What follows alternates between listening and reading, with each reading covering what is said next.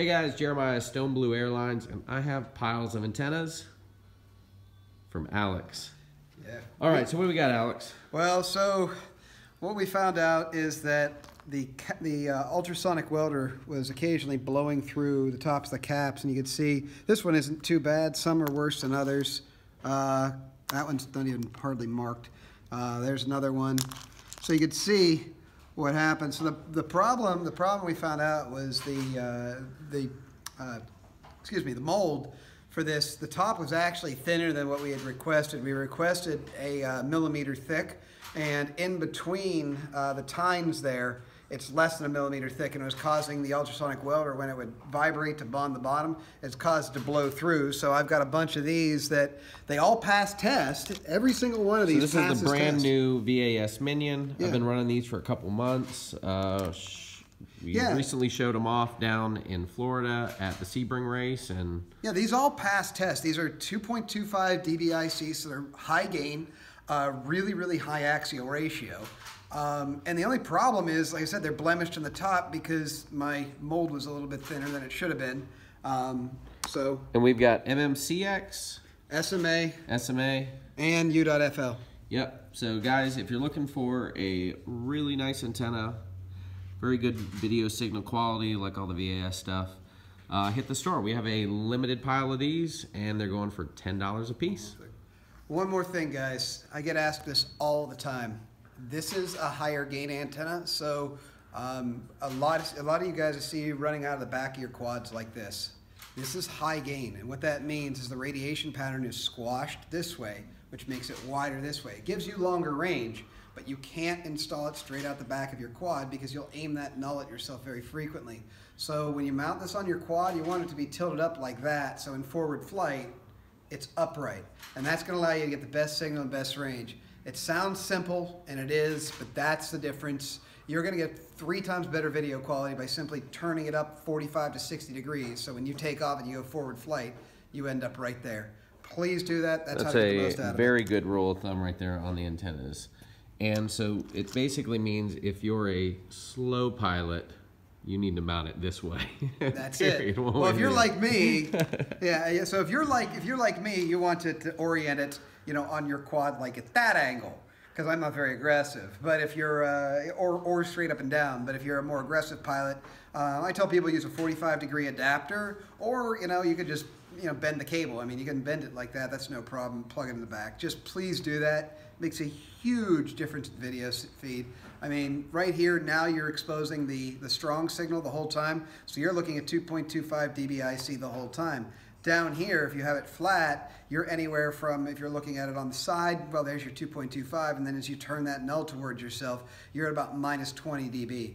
So yeah, that kills you. Remember, every 3 dB is half power. So you're talking about a 2 to the 7th, so over a factor of 50. Almost 100 actually, that's attenuating just by laying it flat. So guys, upright.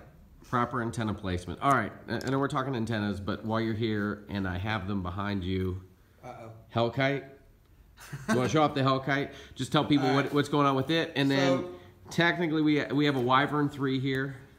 So this is the Hellkite. It's already out. You might have seen my video today of the Wyvern 3. It's a preview. It'll come out hopefully the end of April, early May. But this plane was designed for one thing, and it's to fly in high wind.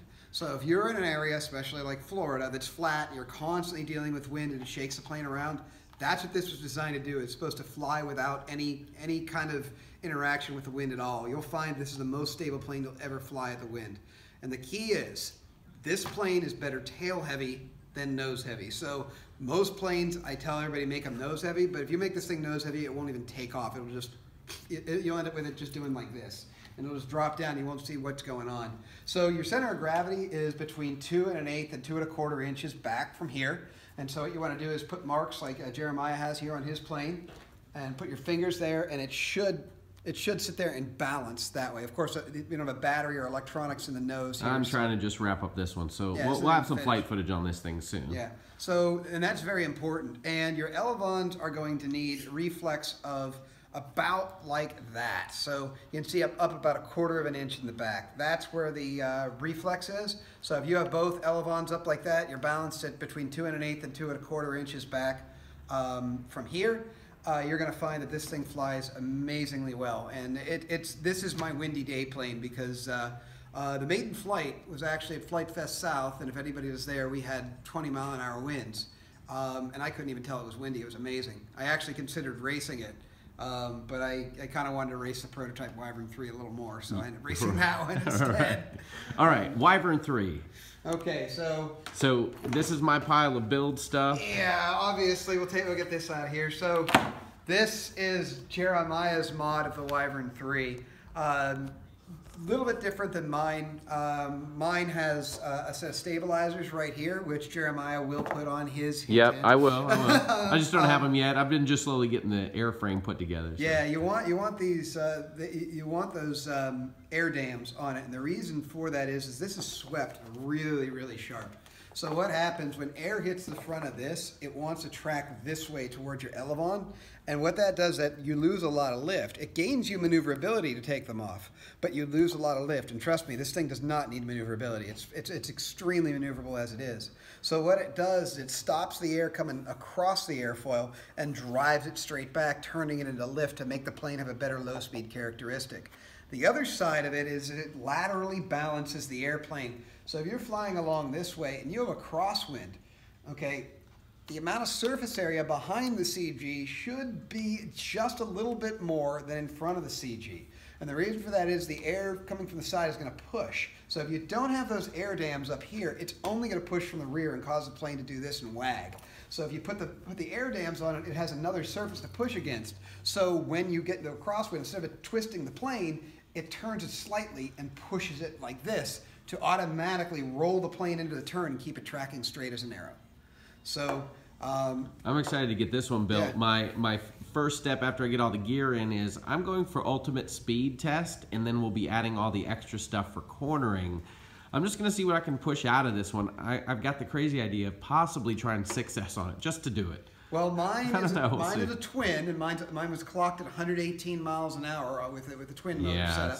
And that's twin 4S running 2207 2450 Cobras on APC 5x45 props. I right now have APC 475 475 props on it because the 545 was just way more torque than was needed. That's where it did those wild vertical takeoffs. Yeah. I can still do it with the 475 475, but it kind of just hovers and comes up easy as opposed to launching out. And I'm getting more flight time out of it, and I'm not noticing a speed reduction. But, yeah, it's fantastic. Yeah, I got building this one before Alex did the twin motor combo. So Wyvern V3, however many builds I've done now, 7 of these. I think I'm doing a twin motor. Well, yours on the will be faster. Single motor is absolutely faster. If you're looking for speed, single motor is absolutely the way to go. The great thing about a twin. First of all, you get more thrust, so that if you have an instantaneous power. So if you're on a technical track that you have a lot of maneuvering to do and you have to slow down for a maneuver, you can chop the throttle, slow the plane way down, and as soon as you're ready to exit the maneuver, goose it, and boom, the plane carves and it's gone. Yeah, no torque roll out of the twin motor. That's the other thing, is a torque roll. So if you're at low speed and you suddenly goose it, this prop is turning this way, which will cause the plane to want to roll. So if you're at low speed and you suddenly punch it, with a single prop, you're going to get a little bit of roll, where a twin motor, you won't get any of that at all. So the twin gives a little bit more predictable stall characteristics, and it gives you a little bit more thrust, but a single is the way to go for more speed. Now what Jeremiah's got on here is a prototype 2814 Cobra 2350. And what prop is this? This is the, remember what I put on? 5547. Okay. So, dude, I don't know if this motor can take 6S. I don't know. I'm going 4-cell first. We'll see how everything gets in, but everything is buried in, and I've just been slowly working on that. That bird is taken. I'm taking my if you go to 6-cell, you want to put a 4.5-inch prop on. Yeah, I will definitely go down in prop Remember size. what we did? Remember what we were running on the original Wyverns? That little 3,000 kV with the 4.5 prop. Yeah. Well, APC's got that 4.5x4.1. So if you're going to do a 6S, assuming your speed control can handle it, that's the size prop you want to put on this. Well, maybe 2, 1 here.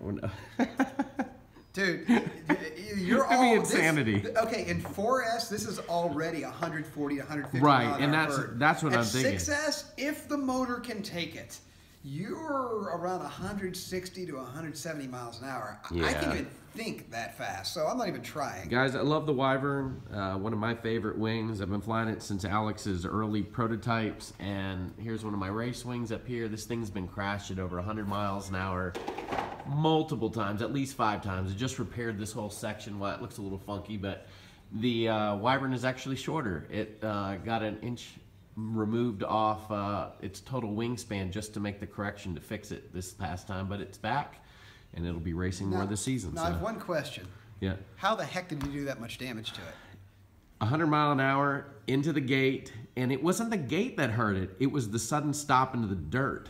It must have been already damaged. You know why? Maybe so. In the video I posted today, if you watch to the very end, the very last clip is me slamming mine into a pole at full throttle. At 118 miles an hour, I caught the pole right here. And it wasn't armored up. It wasn't double laminated. It just used 5mm. It hit it right here. It hit so hard, it ripped the elevon off. It just broke my servo. Amazingly, the only thing that it damaged really was a spar snapped right here, which I put a little 1-inch stitch spar over top of it, and I got an inch-long tear there.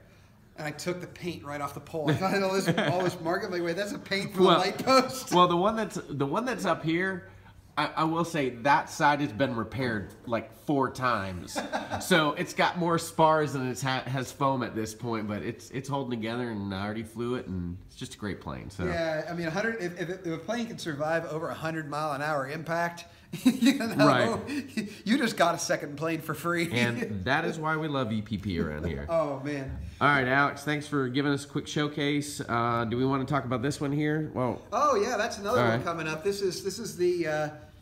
So I've had a few, before I release any plane, I usually send out a couple prototypes. This has had 5 different people flying it before, of course, we came to the final version.